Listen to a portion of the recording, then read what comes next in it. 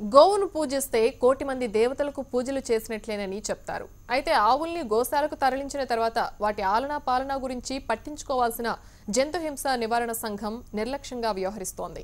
దీంతో వరుసగా పశువులు మృతి చెందుతున్నాయి.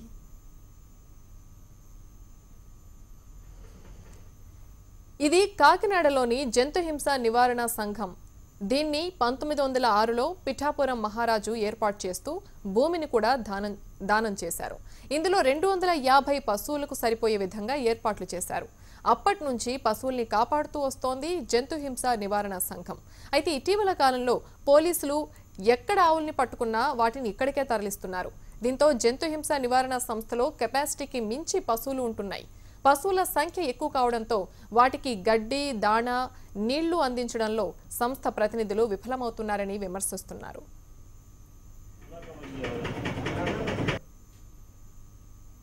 దీనికి ఫండ్స్ లేవు. ఆ తర్వాత మా కమిటీని రద్దు చేసిన తర్వాత కోర్టుకు వెళ్ళడంతో 7,000 పట్టింది. కోర్టులో 2015 సెప్టెంబర్లో మా చేతికి వచ్చింది. అప్పటి నుంచి దీన్ని ఒక్కొక్క రూపంలో తీసుకొచ్చి పెడుతున్నాం.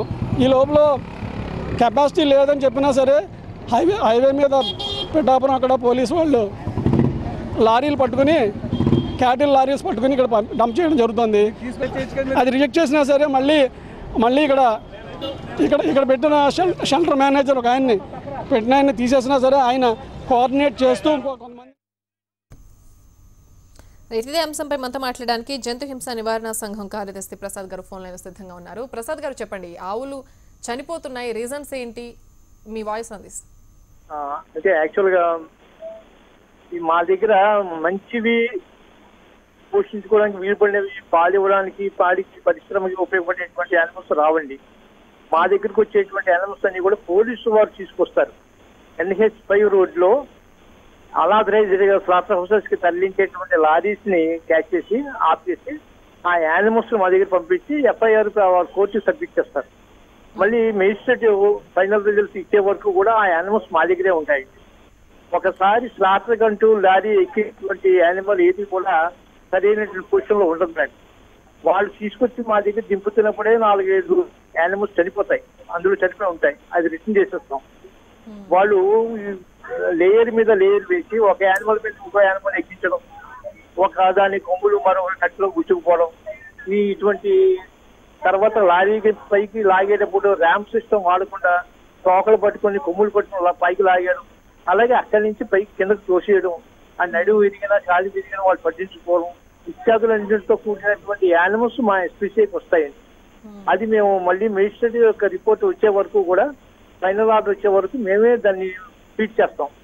ఆ ఫీడింగ్ లో మరి కొన్ని వీక్ యానిమల్స్ ఉంటాయి, కొన్ని ఏమో డిజేబుల్డ్ ఉంటాయి, ఓల్డ్ యానిమల్స్ ఉంటాయి, తర్వాత పాలు ఇవ్వనటువంటి ఒట్టిపోయినటువంటి ఉంటాయి. అటువంటి యానిమల్స్ అన్ని మా దగ్గరికి రావడం మూలంగా వాటిని మేము చేయగలిగినటువంటి, మా దగ్గర డాక్టర్ కూడా ఉన్నారు, వెటర్నరీ డాక్టర్. అది మరి చేయగలిగినంత వాటిని చేస్తాం, మందులు ఇస్తాం.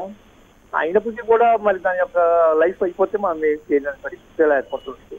మరి మీరు ఎప్పుడు చెప్పలేదా పోలీసులకి మీరు ఇలా తీసుకురావడం వల్ల గోవులు చచ్చిపోతున్నాయని చెప్పి?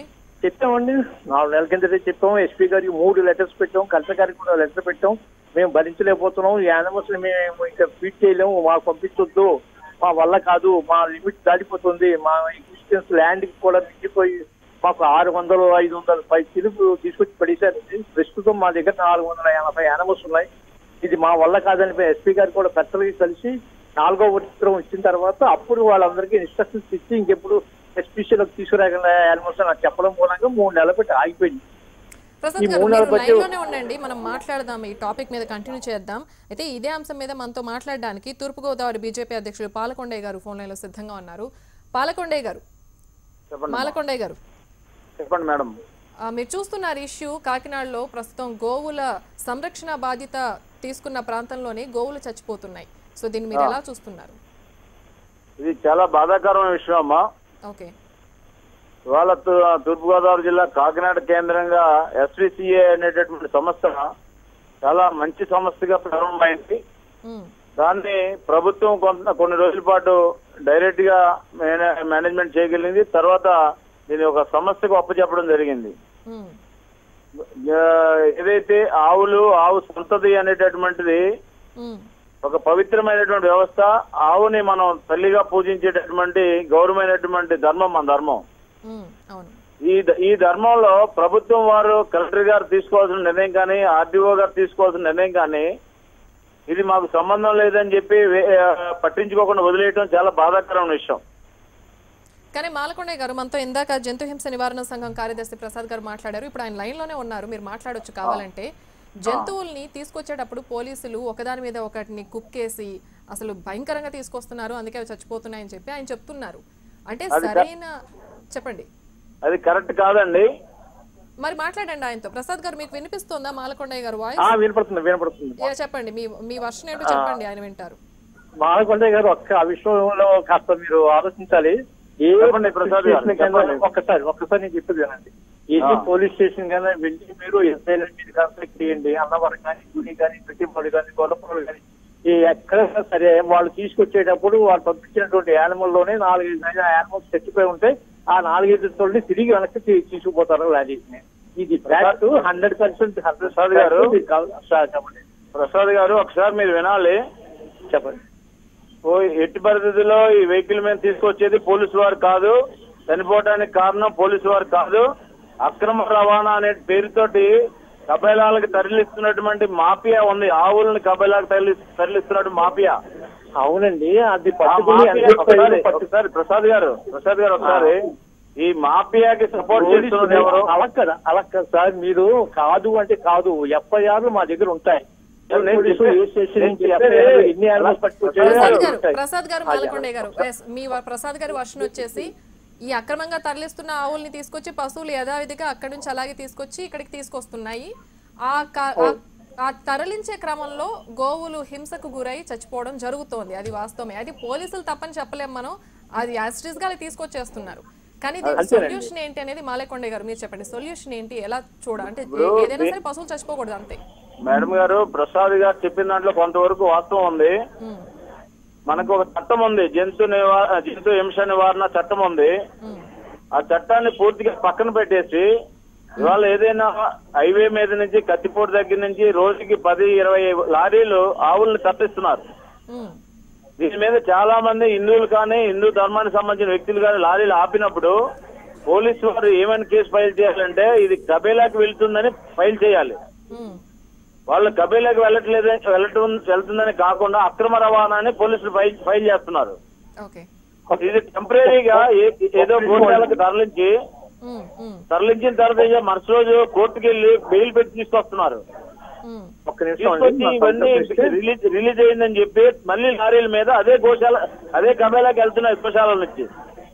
ఒక్క నిమిషం నాకు అవకాశం ఉంది. అలాగా అక్రమ రవాణా చేసేటువంటి లారీస్ ని, ట్రక్స్ ని, మరి వెసల్స్ ని పోలీసు వారే అడ్డుకుని అక్కడి ఆ యానిమల్ లారీస్ లోనే మా ఇక్కడి నుంచి పంపిస్తారు. తప్పని నేను అనట్లేదు ప్రసాద్ గారు, మీరు అర్థం చేసుకోండి, మీరు తప్పని నేను అనట్లేదు. చట్టాన్ని ఇంప్లిమెంట్ చేసే విషయంలో ప్రభుత్వం పూర్తిగా పక్కన పెట్టింది.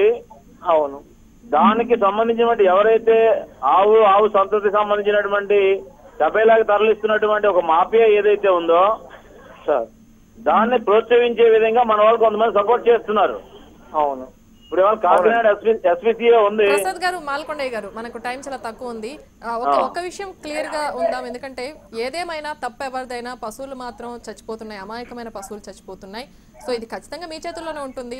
ప్రసాద్ గారు, ఏంటి ఎలా చేయాలి అనేది మీరు ఫిర్యాదులు మీకు కంటిన్యూ చేయండి. మీరు ఆల్రెడీ ఫిర్యాదులు చేస్తున్నామని చెప్తున్నారు కాబట్టి చేయండి. మాలకొండయ్య గారు, గో సంరక్షణ ఒక బాధ్యతగా తీసుకున్నారు, మీరు దాని మీద చర్యలు కూడా తీసుకుంటున్నారు. సో దీన్ని కొంచెం సీరియస్ గా తీసుకుంటారని చెప్పి ఒక రిజల్ట్ కూడా మాకు త్వరలోనే వస్తుంది అని మేము ఆశిస్తున్నాం. Thank you so much. తప్పనిసరిగా మేడం గారు, తప్పనిసరిగా. థ్యాంక్ యూ అండి. ఇవి బులెటిన్ విశేషాలు. మరిన్ని అప్డేట్స్ తో మళ్ళీ మీటు దాం. Keep watching HM TV.